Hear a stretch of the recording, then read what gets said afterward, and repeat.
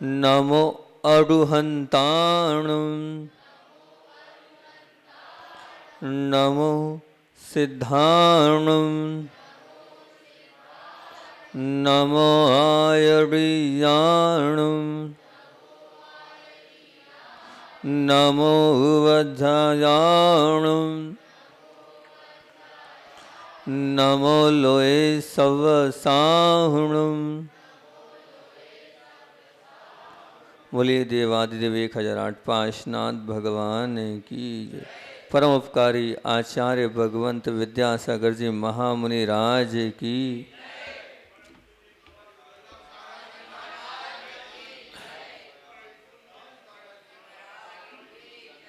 एकजुट हो, एक से नहीं जुड़ो, बेजोड़ बनो।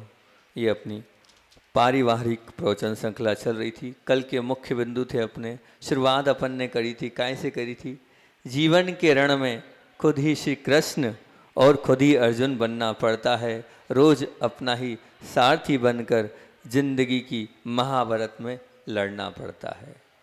और फिर अपन ने सहिष्णुता वाला गुण लिया था, तो हमने ये कहा था जो सहता है वो संसार में नहीं रहता, उसे भगवान अपने पास बुलाकर बाजू में बिठा लेता है। क्योंकि सहिष्णुता गुण क्या है? तो मैंने कहा था वो पासपोर्ट है, वो वीज़ा है, वो टिकट है, ये सहिष्णुता गुण, ये प्रमुख बात थी। और फिर उसके बाद हमने आपसे बोला था कि आज सामने वाले का जो व्यवहार दिख रहा है भले ही खराब है, लेकिन पहले का तो देखें, पहले तो उसने अच्छा व्यवहार हमारे साथ किया था, उसका भी हम चिंतन करें। और फिर उसके बाद एक और बात बोली थी, इतना जरूर कह रहा हूँ क्या कि परिस्थिति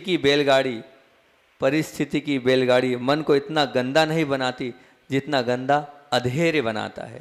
जितना गंदा क्या बनाता है? अधेर बनाता है। और अंत में बहुत अच्छी बात बोली थी कि चोर के द्वारा लुट जाने के बाद भी जो हंस सकता है, वास्तव में वह चोर को ही लूट लेता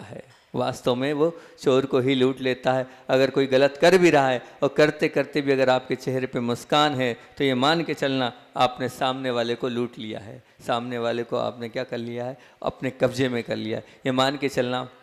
मैंने आपसे कहा था एक कहानी सुनाऊंगा एक बालिका की, तो उसके पहले शुरुआत में बात बोलता हूँ। इस दुनिया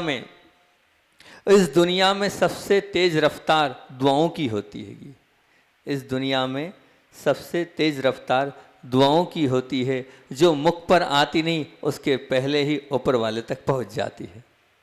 जो मुख पर आती नहीं उसके पहले ही ऊपर वाले तक पहुंच जाती, ये दुआ होती है। हम सबके जीवन में सबके प्रति दुआ जुड़ती चली जाएगी, तो ये मान के चलना वो उसका भला हो चाहे नहीं हो, लेकिन तुम्हारा तो भला हो जाएगा, तुम्हारा तो धर्म ध्यान हो जाएगा, तुम्हारा तो कल्याण हो जाएगा। हमारे भाव सबके प्रति अच्छे बने। इसी भाव से एक युवती की आपके सामने सत्य घटना रख रहा हूँ। वो लगभग 35-36 वर्ष की होगी और उसने शादी नहीं की। और उससे पूछा गया कि आखिर क्या कारण है? तो आपने शादी अभी तक नहीं करी, 35-37 साल की उम्र हो गई है आपकी, अभी तक शादी नहीं करी आपने। तो उसने बोले मैं अमेरिका में थी, लाखों की पैकेज वाली मेरी नौकरी थी और बड़े अच्छे से वहाँ जीवन जी रही थी। बहुत कम उम्र में मेरी नौकरी लग गई थी। 23-24 साल की, 25 साल की उस वक्त होंगी मैं। और उसी वक्त पता चला कि पिताजी को दिल का दौरा पड़ा है। और वहाँ से मैं तुरंत अमेरिका से भारत वापस आई। और जब भारत वापस आई, सब प्रकार से इलाज कराया, जितनी हो सकती थी सब प्रकार से पूरा प्रयास किए, लेकिन मैं अपने पिताजी को नहीं बचा पाई। पूरी मेहनत करने के बाद भी नहीं बचा पाई। और हमारा बहुत छोटा परिवार था। मैं इकलौती लड़की थी, ना कोई भाई ना कोई बहन, कोई भी नहीं था मेरा। अब मैं और मेरी माँ, दो लोग बचे हैं। अब उसी वक्त जब मेरी ये उम्र थी 24-25 साल की, बहुत सारे रिश्ते आने लगे, अनेक जगह से, अलग अलग जगह से रिश्ते आने लगे। और जब रिश्ते आते थे, अच्छे अच्छे रिश्ते आते थे, तो जब मैं जिससे विवाह होना है उस युवक से बात करती थी, तो एक ही बात उससे बोलती थी कि मैं आपके घर आने को तैयार हूँ, मैं आपके घर आऊँगी और आपकी माँ को ज़िंदगी भर संभालने को की जवाबदारी मेरी है। परंतु एक जवाबदारी आपकी भी है क्या, मेरे साथ जो मेरी मम्मी आएगी उसको आपको ज़िंदगी भर निभाना पड़ेगा। तो अब जो भी है वो एक्सेप्ट कहाँ करता हैगा। इतना अच्छा थोड़ी है ज़माना कि एक्सेप्ट कर ले। बहुत पुरानी बात है कि तो सभी ने कोई कुछ कहा, कुछ कहा, कोई कुछ कहा, वो परेशान सी हो गई। जब 1 2 4 10 बार ये हुआ तो उसने क्या कहा, अब मुझे किसी युवक से बात ही नहीं करना, मुझे स्वीकार ही नहीं करना शादी, मुझे करना ही नहीं शादी। उसने सब बंद कर दिया कि मुझे शादी नहीं करना। और लगभग 10 12 15 साल बाद वो जब आई तो उससे पूछा गया तो आपने ऐसा किया तो अब कैसा लग रहा है? तो उसने एक ही बात बोली, बोले सुख पाने के लिए ही मैं शादी करने वाली थी ना। आज मैं माँ की सेवा करके सचमुच सुख की जो अनुभूति कर रही हूँ वो बिल्कुल ऐसी है, वो मैं बता नहीं सकती हूँ, क्योंकि मेरे लिए माता पिता सब कुछ हैं। जिन्होंने मुझे जन्म दिया, मैं उनको अकेला छोड़ के कहाँ जाती, क्या करती? तो मेरा तो कर्तव्य बनता है कि मैं उनकी सेवा करूँ, मैं उनके लिए अपना जीवन समर्पित करूँ। और मैं उसको देकर बहुत खुश हूँ। जब उस युवती के मुख से जीवन की ये खुमारी भरा दास्ता जानकर तो सबको आश्चर्य होता, मुझे तो आश्चर्य है ही कि देखो ऐसे भी लोग हैं जो सेवा के लिए इतनी बड़ी कुर्बानी कि वो अपना पूरा जीवन वो भी आनंद पूर्वक दे दिया कि मैं शादी नहीं करूँगी और अपनी माँ की सेवा करूँगी। ये ताकत होती स्त्री की, ये ताकत होती स्त्री की। स्त्री को ऐसी पृथ्वी की उपमा नहीं दी गई है, ये यूँ ही नहीं कहा है पृथ्वी की उपमा, क्योंकि स्त्री में अनेक गुण होते हैं, परंतु इन तमाम गुणों में भी यदि कोई गुण सिरमौर है तो वो गुण है सहनशीलता। कौन सा गुण? सहनशीलता। वास्तविकता में जो सहनशीलता महिला पर्याय में है वो किसी में नहीं है, बिल्कुल नहीं है, बिल्कुल नहीं है। जब हालांकि अंदर की बात है फिर भी बाहर कर रहा हूँ मैं। आचार्य भगवान के पास बार बार ब्रह्मचारी लोग जाने लगे कि आचार्य श्री जी जैसे बहनों के लिए प्रतिभा स्थली है, जैसे बहनों के लिए प्रतिभा स्थली है, ऐसे ही जो है बोले बच्चों के लिए भी प्रतिभा स्थली होनी चाहिए। तो आचार्य श्री ने इतना अच्छा जवाब दिया, बोले ध्यान रखना जो सहनशीलता और जो समर्पण भाव महिलाओं के अंदर होता है ना वो पुरुषों के अंदर नहीं है। बोले प्रतिभा स्थली की वो जो शाखाएं चल रही है वो बहनें सहन करती है, उनके अंदर सहनशीलता है, हर प्रतिकूल परिस्थिति को सहन करते जा रही हैगी, वो गुण उनके अंदर है, वो समर्पण उनके अंदर है। जो महिलाओं के अंदर होता है वो पुरुषों के अंदर नहीं। मैंने बहुत बार देख लिया है। बोले बहुत टेढ़ा काम है मेरा, मैं जानता हूँ अगर मैंने ले लिया तो एक बहुत बड़ा विकल्प मेरे माथे पर जाएगा, इसलिए बहुत डरता हूँ। सोचो, मतलब आचार्य श्री तक उनका अनुभव है 50 साल का, उनने अनुभव करके ये बताया कि जो सहनशीलता महिलाओं में होती है, जो समर्पण महिलाओं में होता है वो पुरुषों में नहीं होता है। मतलब महिलाओं का ये बहुत प्रमुख गुण है। जब महिलाओं का ये प्रमुख गुण है तो उस गुण को बरकरार रखें ना महिलाएं, जिसके लिए आचार्य भगवान स्वयं कह रहे हैं कि हाँ ये गुण है, तो इस गुण से वो पीछे क्यों हटती? सहन करते चले जाएं।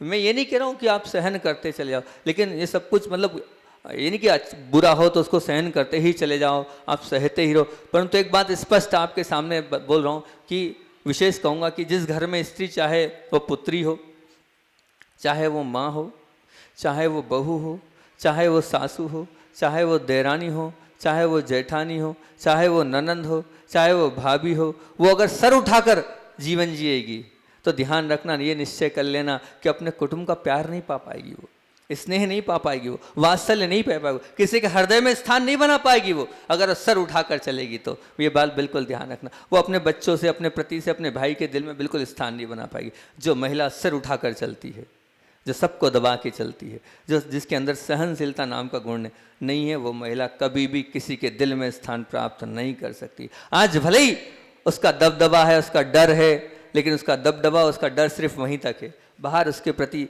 हृदय में स्थान नहीं है। ना पति के हृदय में, ना बच्चों के हृदय में, ना भाई के हृदय में, ना भैया के हृदय में, ना सासू के हृदय में, ना ससुर के हृदय में, होगा भी नहीं। क्योंकि उसका जो गुण है, जिसका जो गुण होता है ना, वो गुण अगर वो व्यक्ति छोड़ देता है, उसका जो लक्षण होता है जो छोड़ देता है, जो लक्षण और गुण छोड़ देता है, तो ये मान के चलना उसकी कोई कीमत नहीं है। तो महिलाओं का गुण है क्या?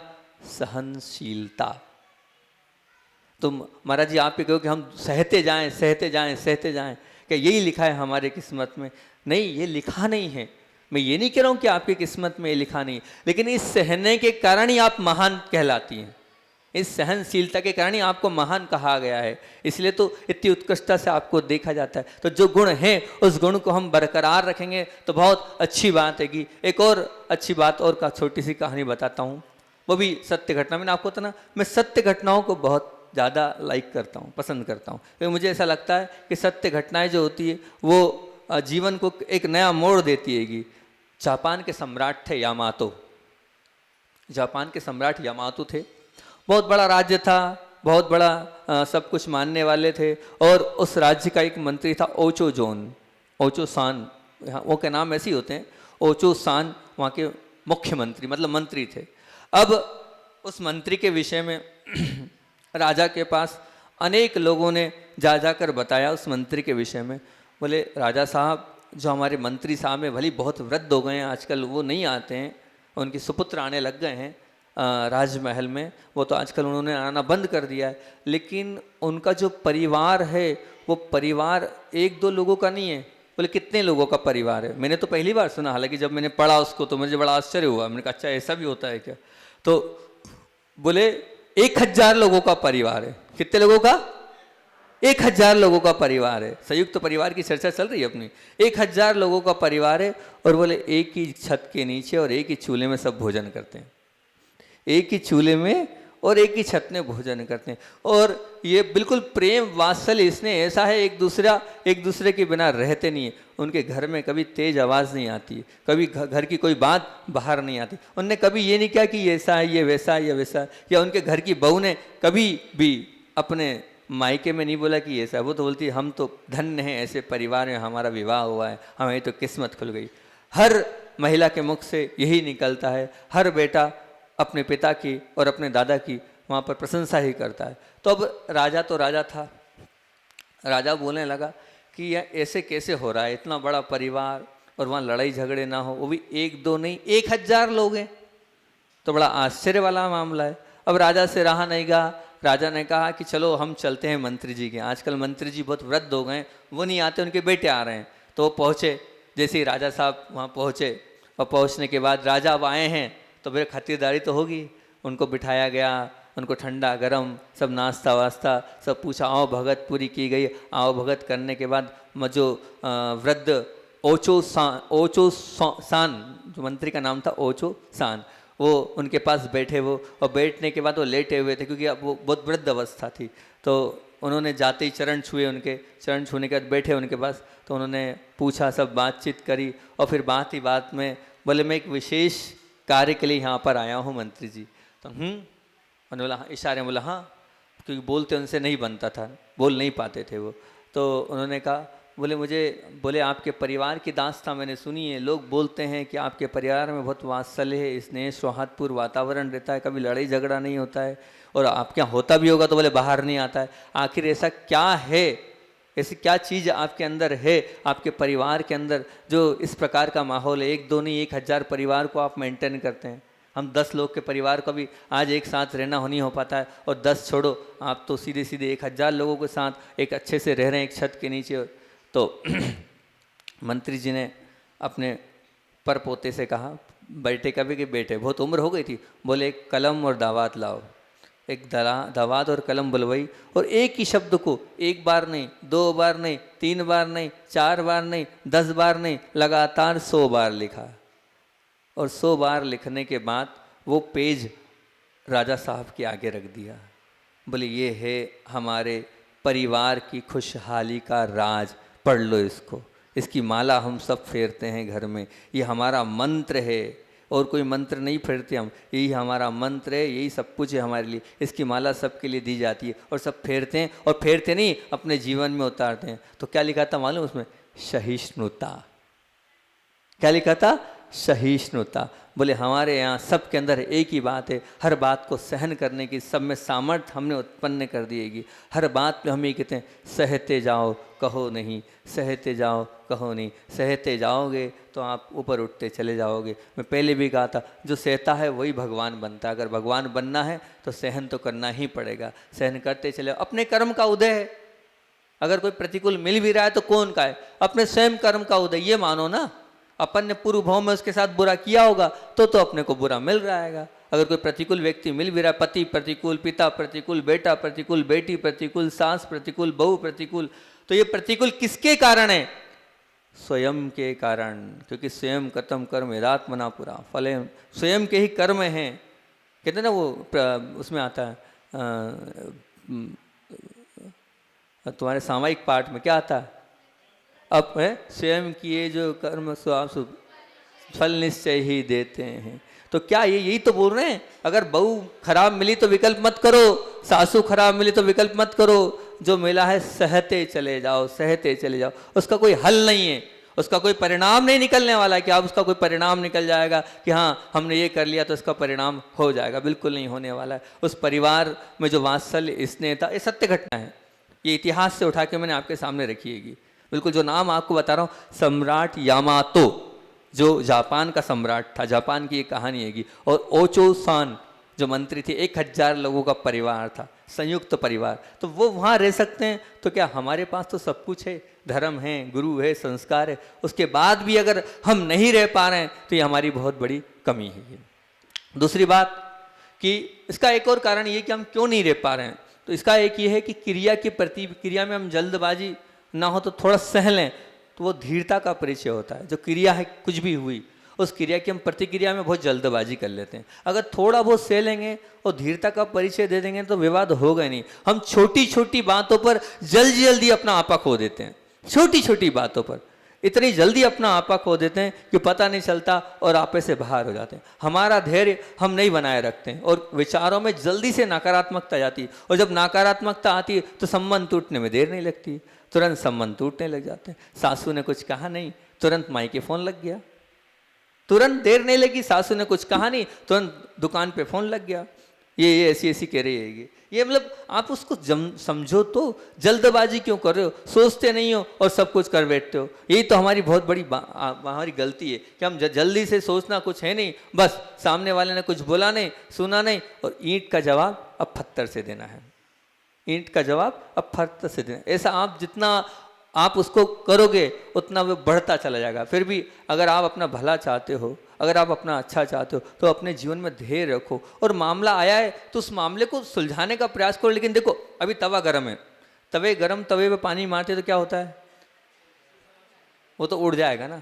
आप अभी अगर जब माहौल गर्म हो, स्थिति खराब हो, उस वक्त शांति रखो, अपने आप उसका हल निकलेगा। एक व्यक्ति गर्म हो रहा है तो आप शांत हो जाओ, उस वक्त अगर आप भी गर्म होगे तो उसका कोई हल नहीं निकलने वाला है, उसका परिणाम नहीं निकलने वाला है, उल्टा और कहानी उलझती चली जाएगी और गड्ढे में चली जाएगी। सबसे अच्छी एक और अच्छी बात बताता हूँ, हो सकता है उसके माध्यम से आपके दिमाग में कुछ बैठ जाए, मैं तो बैठाने की भाव रखता हूँ।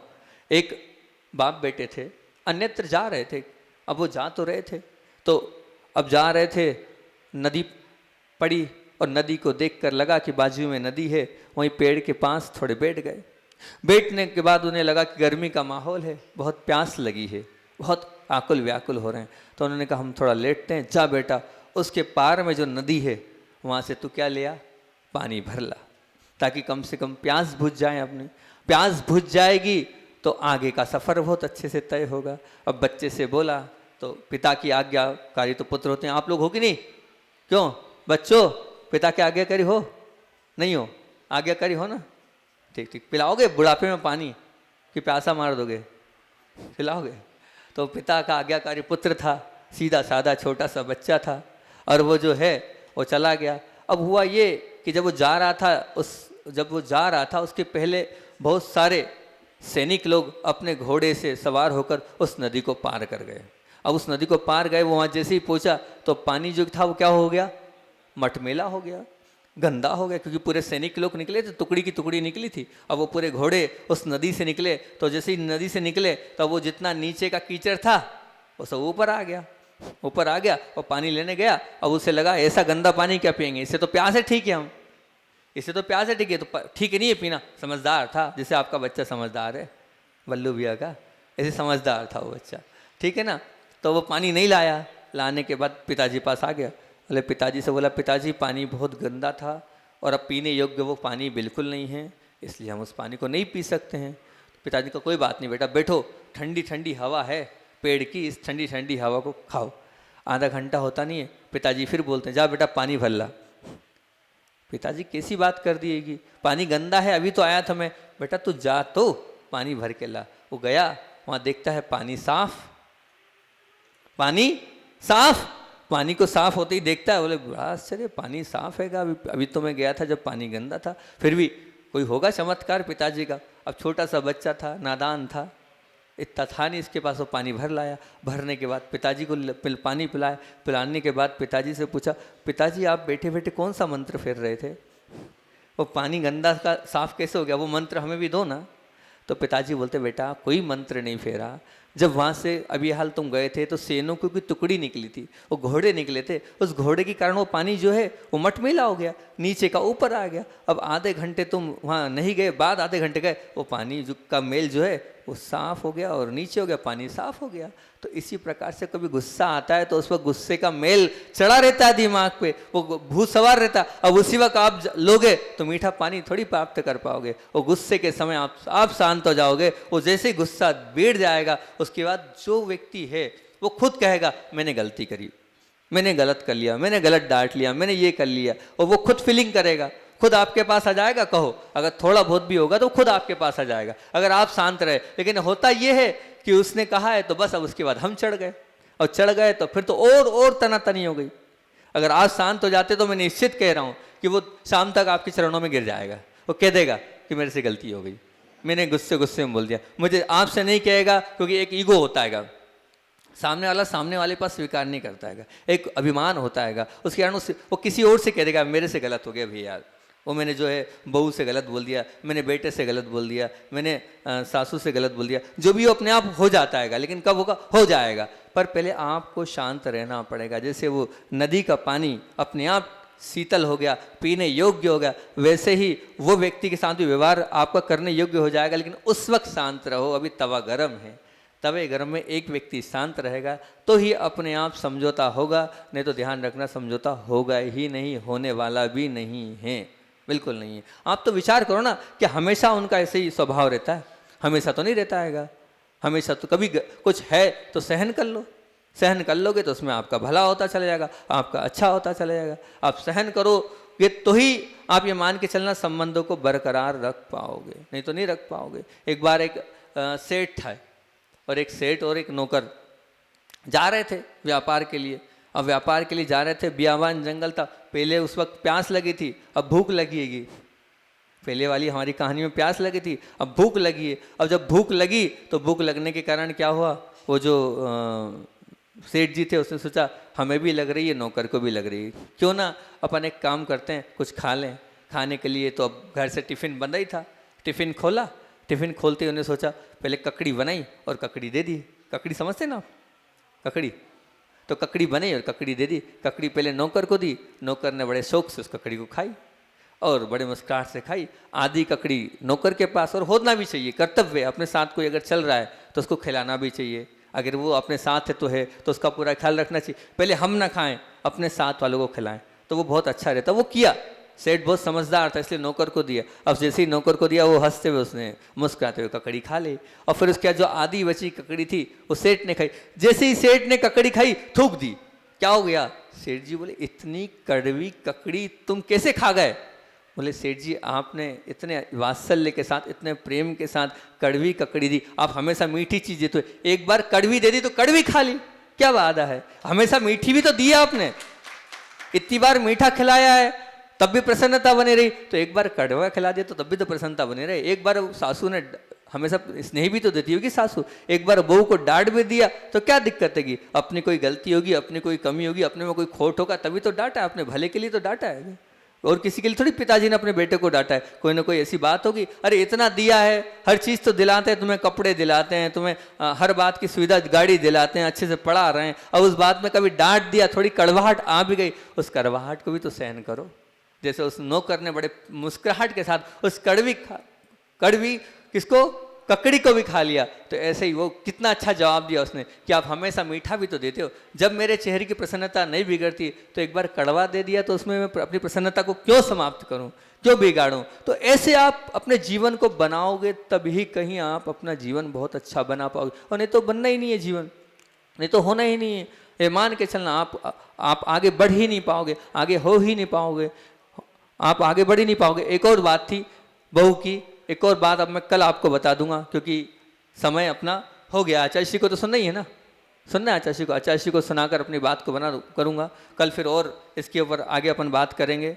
दान छोटा हो या बड़ा, दान छोटा हो या बड़ा, वो दान तो दान होता है और दान महान होता है। और दान दाता के द्रव्य से नहीं बल्कि दाता के भावों से देखा जाता है कि दाता के भाव कैसे हैं, दाता का क्या भाव है, किस प्रकार का भाव है। कल प्रतिमा यहाँ आई, प्रतिमा जैसे ही आई पहले लोग बोले ऐसा वैसा यूं तू, एक व्यक्ति के आंख से तो आंसू ही देख लिए उन्हें। बोले महाराज जी हम तो कुछ समझ ही नहीं पा रहे थे, आपने जो सोचा भूतो न भविष्यति।